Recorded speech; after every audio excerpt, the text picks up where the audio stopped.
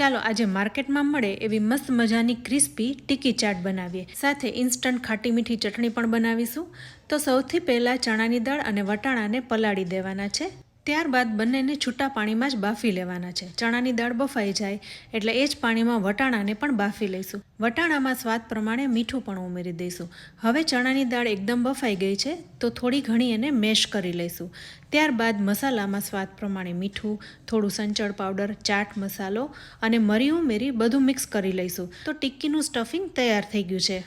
આટલી વારમાં વટાણા પણ બફાઈ ગયા છે તો વટાણાને પાણીમાંથી બહાર નહીં કાઢીએ પણ ઢાંકીને રાખી દઈશું. હવે ટિક્કી બનાવવા માટે બાફેલા બટેટામાં સ્વાદ પ્રમાણે મીઠું ઉમેરી દઈશું અને 2 મોટા ચમચા ભરીને તપખીર ઉમેરવાની છે. બટેટામાં હજુ વધારે મોઇસ્ચર લાગે છે તો ફરી 1 ચમચો ભરીને તપખીર ઉમેરી મિક્સ કરી લઈશું.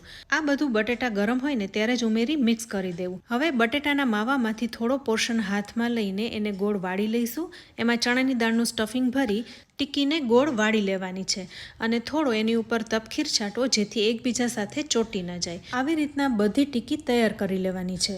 હવે ઇન્સ્ટન્ટ ખાટી મીઠી ચટણી બનાવવા માટે કડાઈમાં ગોળ ઉમેરી પાણીમાં ઓગાળી લઈશું. સાથે 2 ચમચી જેવો આમચૂર પાવડર ઉમેરીશું અને સ્વાદ પ્રમાણે મીઠું, થોડો સંચળ પાવડર અને થોડા મરી ઉમેરીશું. છેલ્લે સૂંઠ પાવડર ઉમેરીને ચટણીને ઠરવા દઈશું. ત્યારબાદ લાલ મરચું ઉમેરી બધું મિક્સ કરી લેવાનું છે. તો ઇન્સ્ટન્ટ ચટણી તૈયાર થઈ ગઈ છે.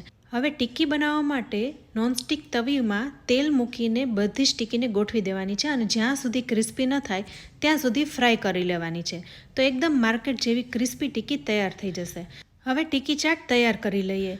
તો મોટા બાઉલમાં ટિક્કીને રાખીને એની ઉપર લીલી ચટણી, ત્યારબાદ ખાટી મીઠી ચટણી, વટાણા, ચાટ મસાલો, મરચું પાવડર, સ્વાદ પ્રમાણે મીઠું, દાડમ, સેવ, મોળું દહીં વગેરે ઉમેરીને ટિક્કીને સર્વ કરીશું. તો ફ્રેન્ડ્સ, તમને આજની આ ટિક્કી ચાટની રેસીપી કેવી લાગી? એકવાર તમે જરૂર બનાવજો.